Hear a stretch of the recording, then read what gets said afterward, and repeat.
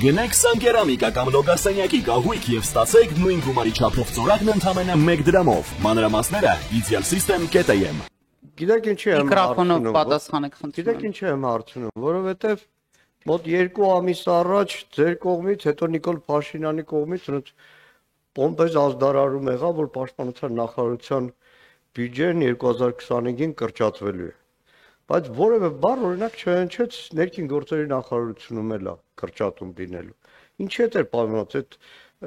այսպես ասեմ, Ադրբեջանին դուր գալու այդ ամեն ինչի մեջ վայ տեսեք պաշտպանական ծախսերը կրճատում ենք, իսկ ոստիկանության մասին ընդհանրապես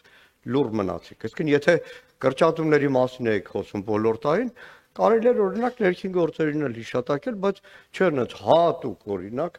հետո փակնիստում կանդրադառնանք բարձր տեխնոլոգիաների նաև նախարարության հատկացումներին, բայց պաշտպանության նախարարության բյուջեին ասած հատուկ ջրաջանությամբ ներկայացվեց, որ տեսեք կրճատումը ի տարբերություն հարևան երկրի, որտեղ պաշտպանական ծախսերը ավելացել են։ Պարոն Մանուկյան, ես վստահ եմ, որ դուք երբ որ որևէ նորություն լսում եք, կոնտեքստից կտրված չեք լսում եւ այն կոնտեքստը, որում ես խոսել եմ այն մասին, որ պաշտպանության նախարարության ծախսերը կրճատվում էր, վերաբերվում էր միջազգային ռեյտինգային կազմակերպությունների կողմից օգոստոսի 8-ից հետո հնչած կամ հայտարարած ձևակերպումներին եւ ես մեկնաբանություն էի տալիս միջազգային ռեյտինգային կազմակերպությունների կողմից արված հայտարարությունները այն մասին, որ իրենք համարում էին, որ երկարաժամկետ կամ միջնաժամկետ առումով Վաշինգտոնյան համաձայնագրերի կնքումը դրական ազդեցություն է ունենալու Հայաստանի Հանրապետության ֆիսկալ կայունության վրա եւ մասնավորապես հաշվի առնելով այն, որ խաղաղության պայմաններում Հայաստանը ստիպված չի լինելու մեծ գումարներ ուղղել պաշտպանության ոլորտին։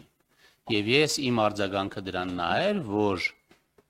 2026 թվականին արդեն իսկ որոշ նվազումներ են նախատեսվում այդ ուղղությամբ մեր ծախսերում, այսինքն մեկնաբանությունը դրան էր վերաբերվում, ես չէի պատրաստվում որևէ բան ազդարարեի, ես ընդամենը մեկնաբանում էի միջազգային ռեյտինգային ընկերության կողմից արված հայտարարությունը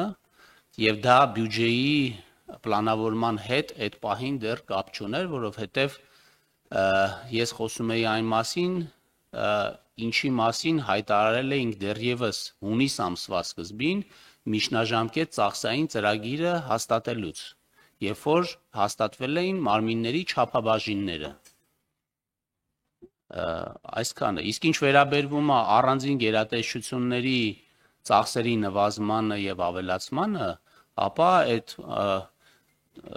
բոլոր ծախսերը եւ ծախսերի նվազումները եւ ավելացումները պարզ են դառնում, երբ որ մենք մանրակրկիտ անդրադառնում ենք ծախսակազմումներին,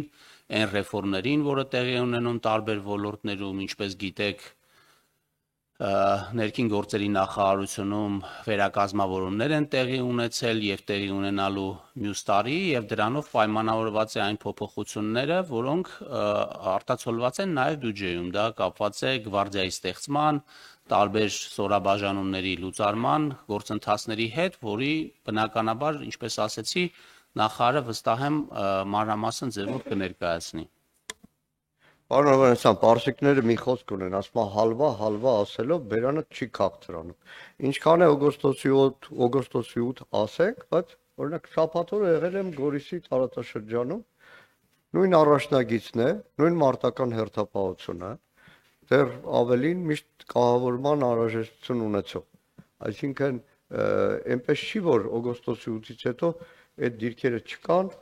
եւ միջազգային կազմակերպությունը չգիտեմ ինչ են աշխատում, բայց իրականությունը այլ է, անցնում է ջերմուկով տեսնում ես օկուպացված տարածքներ, նույնը Տավուշ եւ այլն եւ այլն։ Եվ այստեղ մի հատ ուրիշ հանգամանք էլ կա, իհարկե ԱԱՑ-ի ժամանակ ավելի մանրամասն կանդրադառնանք, օրինակ ԱԱՑ-ի, որ նաեւ սահմանապահ զորքերն է, կապիտալ շինարարության ծավալները ի տարբերություն նախորդ տարվա այս տարի 2025 թվականի համար ավելի քիչ էր նախատեսված։ Տրամաբանությունը իշխանության, որ այ տեսեք սահմանագծման, սահմանազատման աշխատանքը հզոր թափով առաջ է գնում, ենթադրում է, որ սահմանապահ ուղեկալների եւ այլնի զորանոցների համար շատ ավելի մեծ գումարներ են ներդրվելու, որովհետեւ շատ ավելի մեծ խնդիրներ են ունենալու սահմանապահ զորքերը, բայց ոնց որ թե այդպես չէ։